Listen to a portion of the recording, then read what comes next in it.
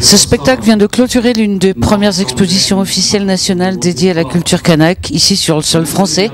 C'était au Quai Branly à Paris, un événement qui se poursuit ici à Andrézieux, porté par une danseuse stéphanoise née en Nouvelle-Calédonie qui raconte le choc des événements d'Ouvéa, un choc personnel qui a ébranlé toute sa génération. Je remplis un contrat avec moi-même, que j'ai avec moi-même depuis très longtemps. Et qu'il fallait qu'à un moment je sois enfin prête et assez mature, assez forte pour pouvoir le porter au monde, quoi. Et pour le porter au monde, justement, Laetitia a créé ce spectacle en art total, danse, chant, musique, vidéo, décor, texte, tout se joue en direct pour que symboliquement on se raconte ensemble ou face à face les horreurs de la colonisation française et les premiers pas vers une indépendance contrôlée, pour que l'on puisse entrevoir aussi un vivre ensemble entre Kanak et Caldoche, ramené à la paix par Jean-Marie Djibaou, et dont ce spectacle Trajectoire K retrace toutes les étapes, violentes comme apaisées. Je dirais même que c'est presque plus qu'un message, c'est l'appel à construire ensemble, à trouver ensemble des chemins, des langages, à avancer ensemble, même si des communautés se côtoient, ne vivent pas forcément ensemble ou ne sont pas forcément d'accord. On a plein de choses à faire ensemble, à créer ensemble. Voilà. Outre un message personnel, Trajectoire K dessine le parcours d'une réconciliation aussi entre les K, Kanak et Caldoche, un dessin d'avenir à la veille de l'autodétermination de l'île calédonienne, un témoignage poignant, urgent à entendre ce soir au Théâtre du Parc à 20h et demain, vendredi à 14h30 seulement, toujours à Andrézieux-Bouthéon. C'est la fin de cette édition. Merci à vous de l'avoir suivi. On se retrouve demain pour une nouvelle édition de votre journal. Une édition consacrée au club de la presse et de la communication de Saint-Étienne. À demain, donc très bonne soirée.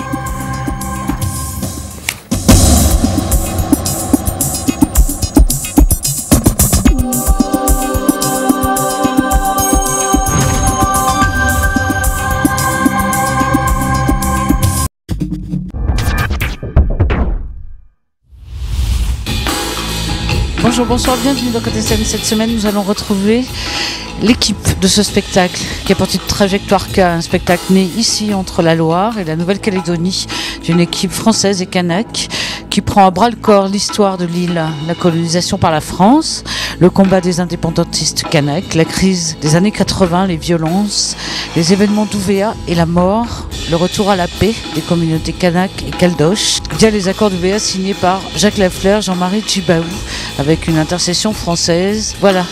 Ce sont ces derniers événements qui sont à l'origine de ce spectacle, alors que logiquement se met en place cette année 2014 et pour 4 ans le processus d'autodétermination de l'île. Alors dans ce Côté Scène, au travers de la rencontre que nous aurons avec les différents protagonistes de ce spectacle, les danseurs, musiciens et vidéastes qui interviennent en direct ici sur le plateau. D'une certaine manière, nous allons faire des allers-retours entre ici, la Loire et la Nouvelle-Calédonie. Voilà, on les rencontre.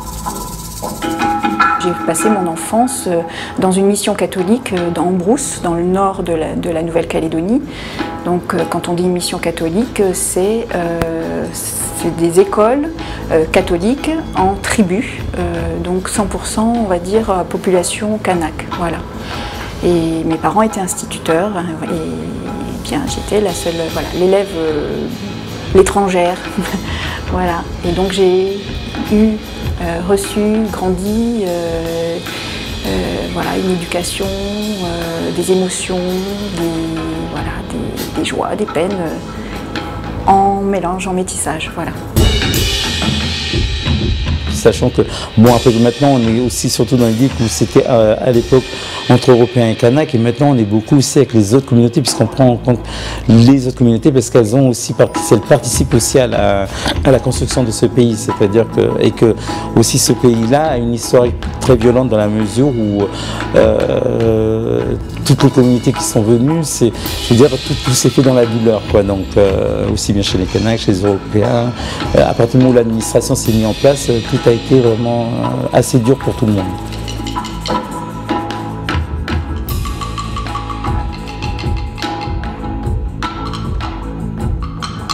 on fait partie de cette génération, puisqu'on avait 15-16 ans à l'époque quand tout a éclaté, et qu'il y avait une nécessité aussi, et surtout par rapport à Laetitia, parce qu'elle a eu ce moment d'exil où elle a dû partir très jeune de Nouvelle-Calédonie et plus ou moins se construire ici, donc se construire aussi toute seule parce que les parents, la famille est restée là-bas, donc c'est ça aussi qui a été une nécessité, et puis d'où son éducation, parce que moi elle a grandi dans un milieu kanak, et ce qui est marrant c'est qu'en fait on est complètement à l'inverse, parce qu'elle a grandi dans un milieu kanak et moi j'ai plutôt grandi dans un milieu européen, donc c'est ça qui est intéressant aussi dans la rencontre aussi, c'est que en fait on a vécu ces événements de deux points de vue complètement différents. De quelle manière est-ce que votre danse est habitée par la culture kanak? Est-ce que le mouvement, les trajectoires de cette pièce revisitent certains rituels? On s'en est servi pour évoquer par exemple le passé, dans le premier tableau par exemple que j'ai appelé Origine, Richard à ce pas de base traditionnel. Mais c'est aussi le traverser, le vivre, parce que ça nous a traversé. L'idée aussi par rapport à ce spectacle-là, c'était déjà d'une part d'entrer déjà dans ce mouvement dansé, déjà sur cette forme circulaire qui se retrouve aussi beaucoup dans les danses kanak, puisqu'on ne travaille pas de manière frontale, mais beaucoup de manière circulaire.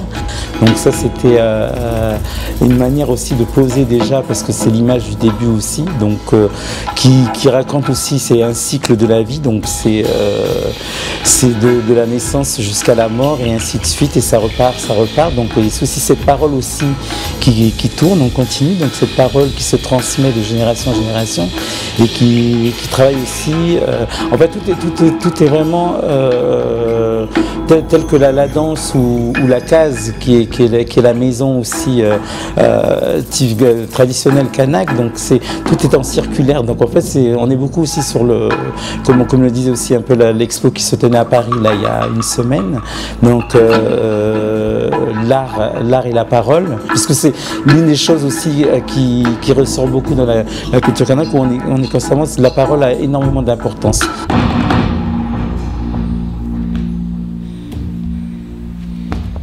Oser penser ou penser oser, dans quel ordre? Le départ du départ, ou le départ d'une arrivée? Laquelle?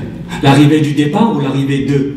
Mais aujourd'hui, squelette, rhabille les os, enveloppe tes muscles, réapprends à marcher, suivre les signes de demain, guerrier intrépide, maîtriser l'ingérence, celle qui tue et divise le monde. Ne dit-on pas toujours demain, demain, demain, mais aujourd'hui? Alors c'est un spectacle sur l'identité, mais pas forcément sur la revendication d'une identité. Est-ce que vous le ressentez de cette manière-là?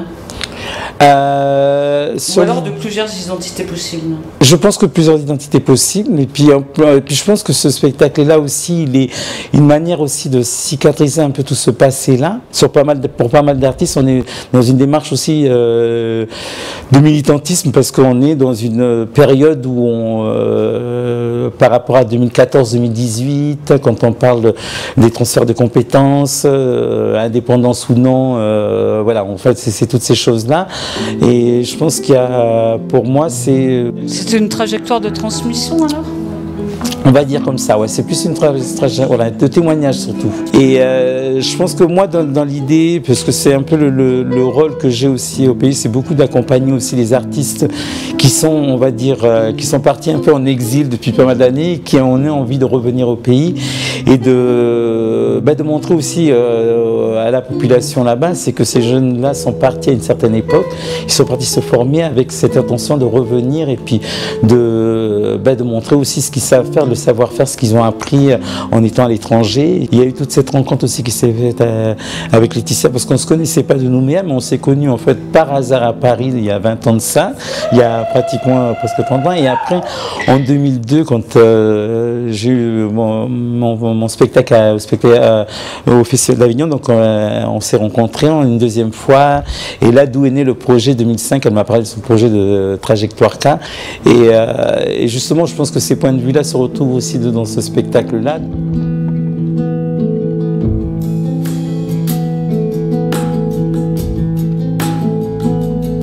La trajectoire, je pense qu'elle est encore en train de s'écrire.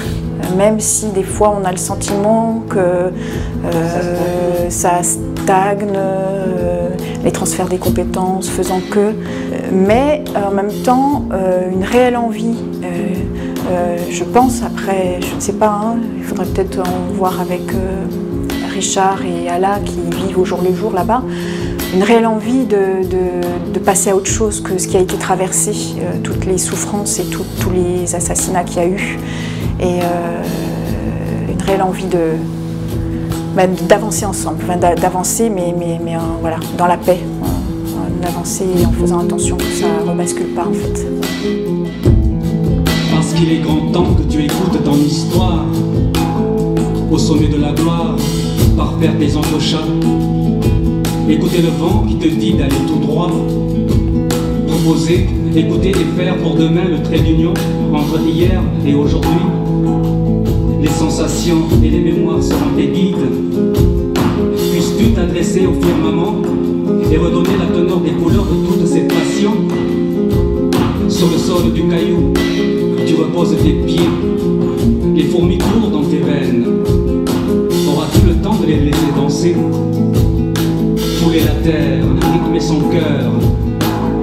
Amis ancêtres, les guideriez-vous? Tu reçois, tu perçois, donner la foi, la force d'être. C'est presque plus qu'un message, c'est l'appel à construire ensemble, à trouver ensemble des chemins, des langages, à avancer ensemble, même si des communautés se côtoient, ne vivent pas forcément ensemble ou ne sont pas forcément d'accord. On a plein de choses à faire ensemble, à créer ensemble. Voilà. Vers d'autres guerrières, pour qu'ensemble vous puissiez remercier et guider la jeunesse. Vous faites ces trajectoires, parce que c'est un pluriel de trajectoires K, vous en faites un spectacle total, c'est-à-dire que voilà, on est immergé, décor, vidéo, musique, avec des musiciens sur scène. Vous avez voulu que les choses soient dans cette vérité-là? J'avais envie qu'on soit plusieurs artistes de plusieurs disciplines pour que justement chacun avec ses savoir-faire on puisse faire croiser des regards, des émotions, des vécus et tout simplement aussi permettre aussi une distance par rapport à l'histoire aussi et à l'histoire même actuelle de la Nouvelle-Calédonie.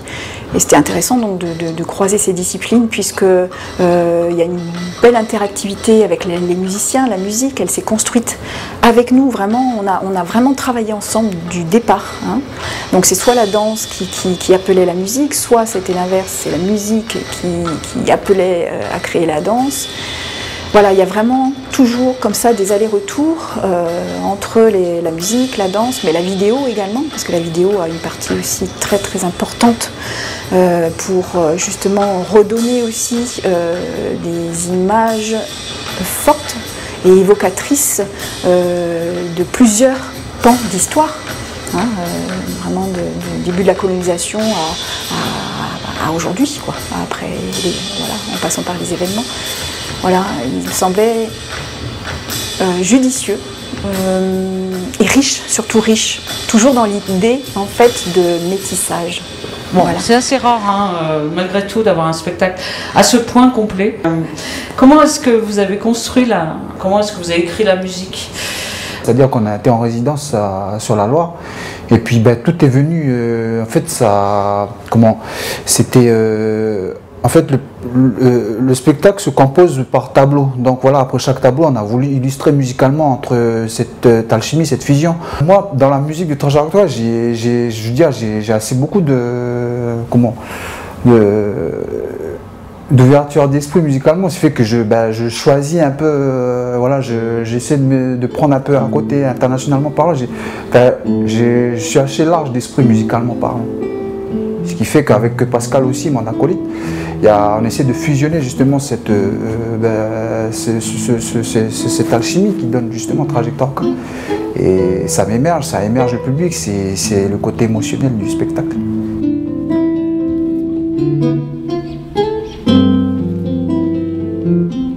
est-ce que vous voyez ce métissage avec une culture de là-bas?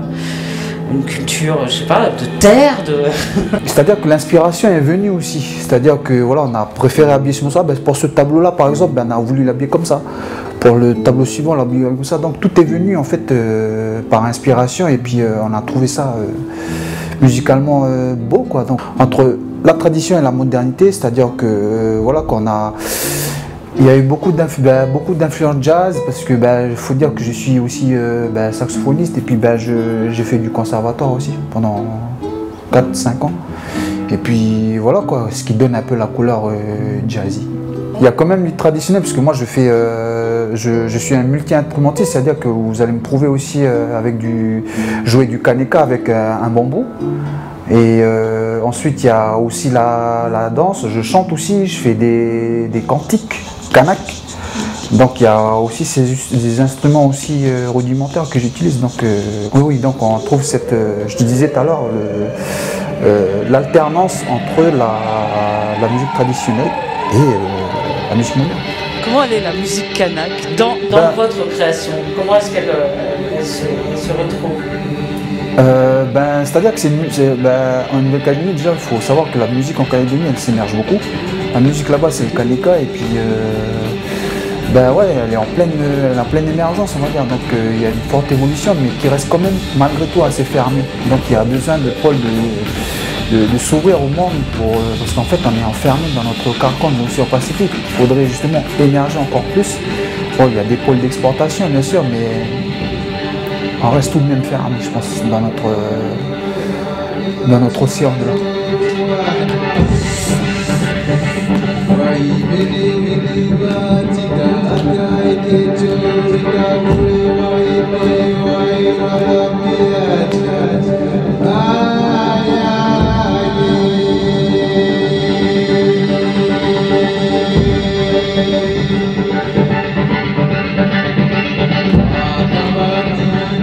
Et c'est peut-être là la force de ce spectacle Trajectoire K, nous permet de comprendre à quel point la vie sur l'île calédonienne est complexe, parce que forcément au quotidien, elle reste une île coupée du reste du monde.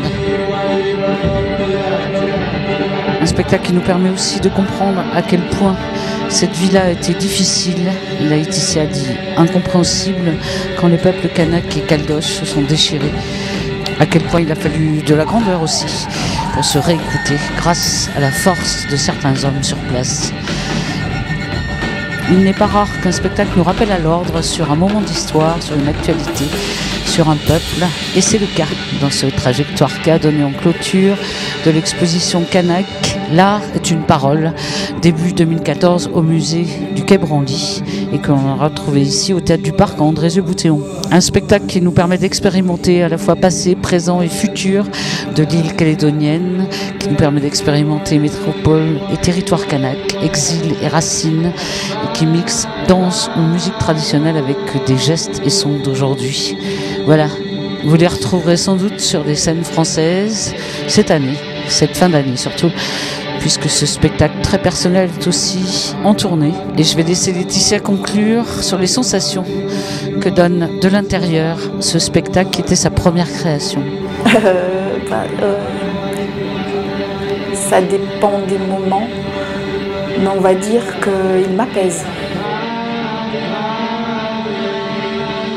Voilà, un spectacle qui rend hommage à la parole, aux gestes d'écoute, de réconciliation, d'échange et de paix, et qui nous permet de nous replonger dans cette histoire calédonienne, qui est aussi un peu notre histoire, puisque la France a colonisé ce pays-là, et qu'en ce moment se discute l'indépendance ou l'autodétermination de ce pays. Un spectacle qui nous a permis de croiser l'histoire contemporaine, donc. Merci à eux, à la semaine prochaine dans Côté Scène, à ciao, à bientôt, portez-vous bien.